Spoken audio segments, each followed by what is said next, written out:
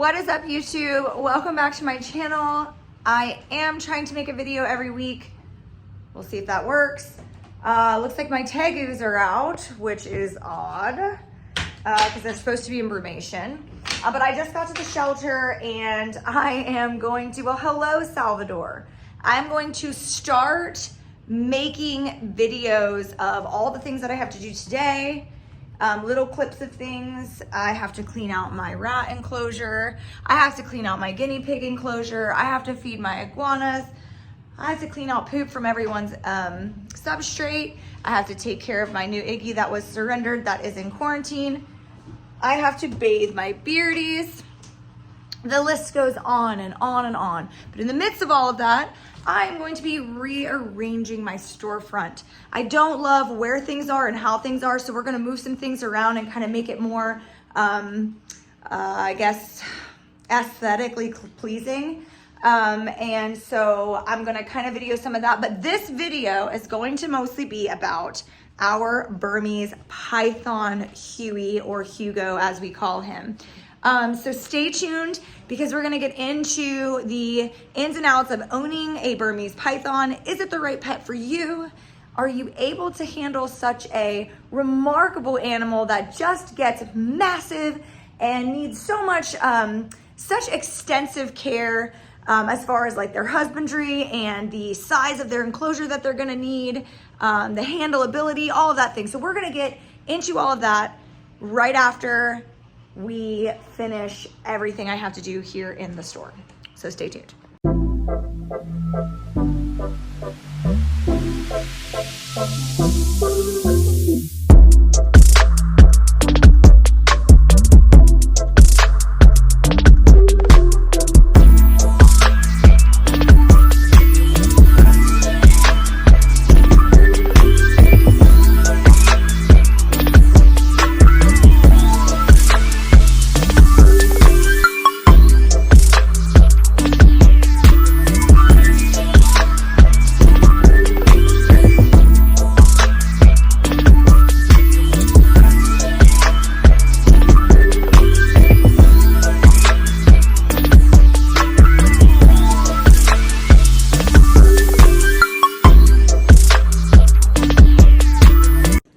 Sarge is out roaming, but the first thing that we need to do is clean out and feed the guineas. They have made a horrible mess. So here we go. All right, I am currently still working on my roaches. We are getting everyone fed. We've got some bok choy stock and some grapefruit for today. See if I can. I just bought these new tubs to move everybody into. Got those at Walmart.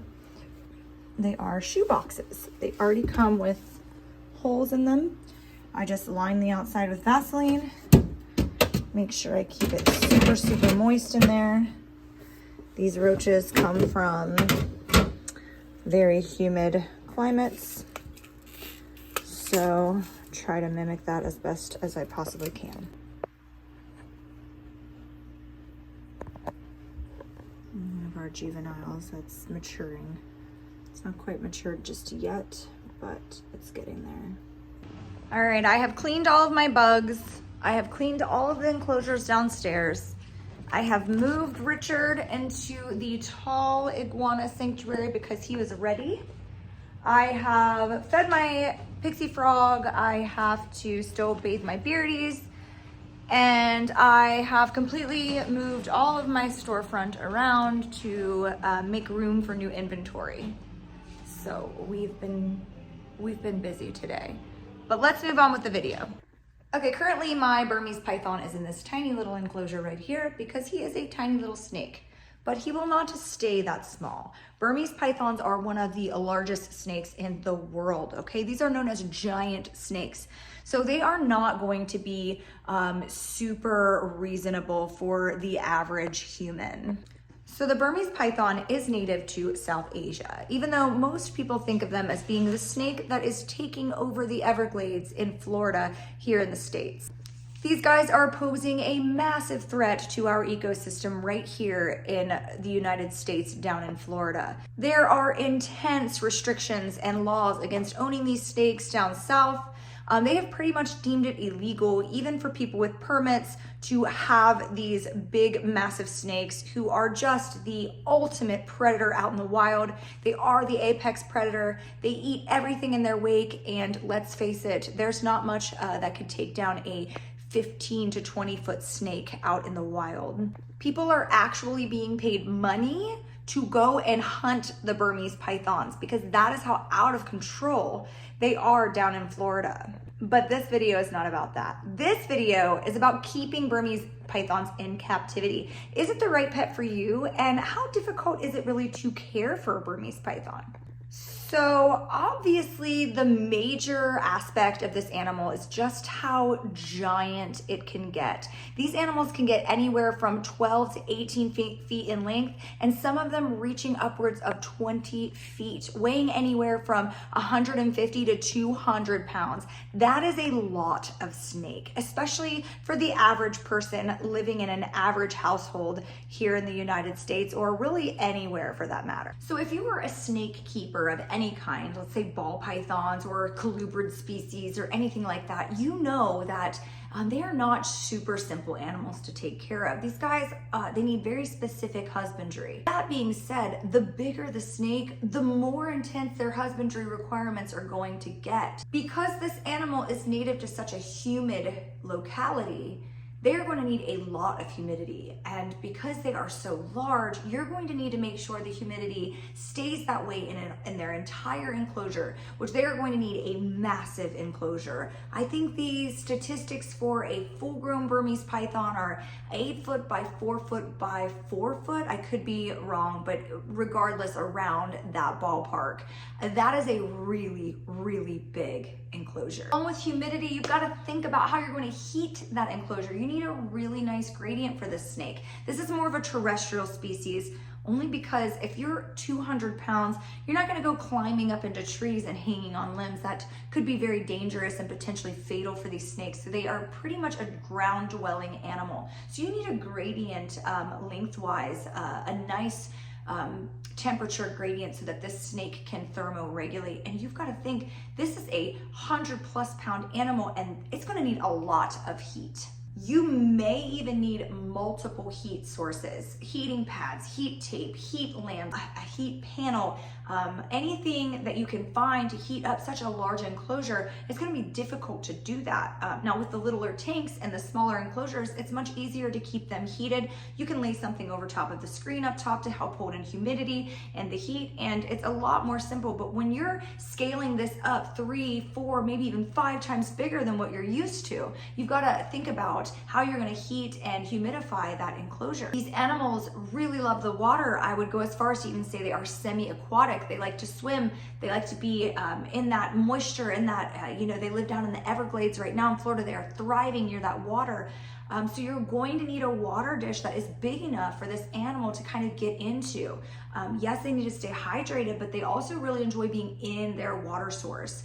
So you're gonna need something pretty large to keep their water in. Even though the Burmese python is considered one of the more docile snakes in the giant snake trade, which includes things like your green anacondas, your mainland reticulated pythons, and even some of your common boas, your red-tailed Colombian boas. This is going to be one of the more handleable, more tolerant snakes of the group of giant snakes, rock pythons, all of those types of really, really girthy giant snakes. The Burmese python is a lot more docile, a lot more friendly. Handleability, it's probably the best out of all of the giant snakes. Now that's just my personal opinion. I've handled several Burms, I've handled several retics, and I've handled several anacondas. And in my opinion, the Burmese python is the chillest and most relaxed out of all of them. There is a saying, if your reticulated python gets out of its enclosure, you're going to look up for it. If your Burm gets out, you're going to be looking down for it. Burmese pythons tend to stay on the ground when they are larger. They don't really do a lot of climbing, and they are really, really chill snakes. Now, that's not to say that they can't be quick when they want to be. The strike coil motion that they use to eat happens in the blink of an eye. With that being said, a 200-pound snake, you are going to need a spotter in case things go awry. Always have a backup plan for your animal if something were to happen. You can't always reach a form of protection or a phone to call 911. Always have a spotter, have a snake hook, have yourself ready when you're handling these animals, because the fact of the matter is we love our pets and we want to believe that nothing will ever happen to us, but these are exotic animals and they haven't been in captivity for all that long. Not to mention, these types of animals rely solely on instinct and not emotion. Much like our dogs and cats, they feel for us and they love us. Snakes don't really have that type of bond, so you do have to be on guard all of the time when you're handling a big snake that could potentially overpower you and end your life. These python, when they're small, they're super easy to care for. They can stay in littler enclosures like that, and they are semi-arboreal. They like to climb up and get to their heat source. Mine's all over its enclosure right now because it's a juvenile. It has a lot of energy.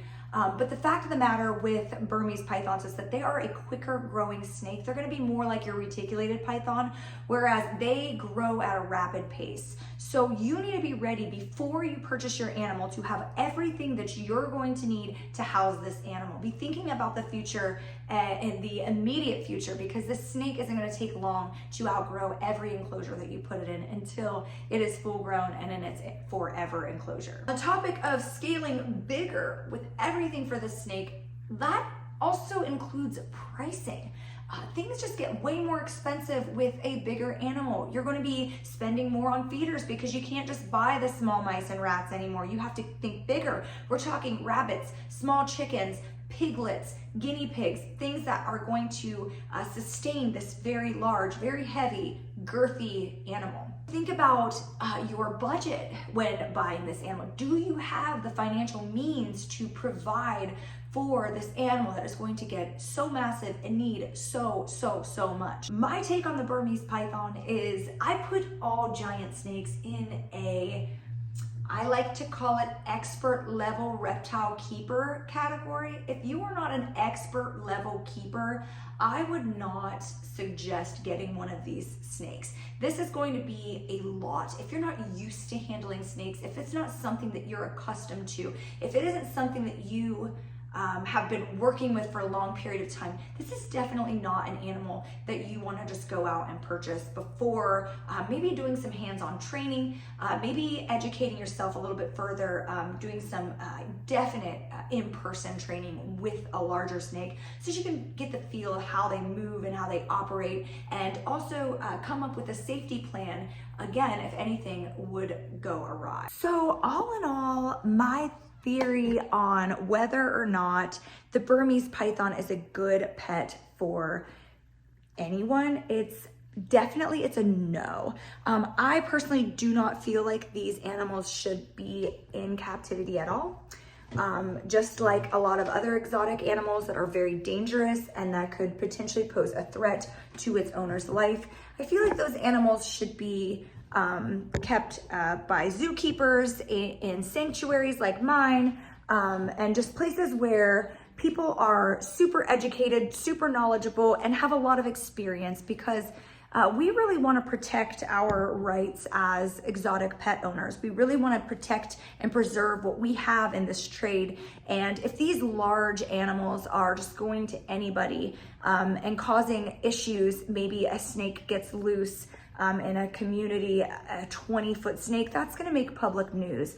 It does put a big damper on our hobby and the things that we like to do in the reptile and exotic pet trade.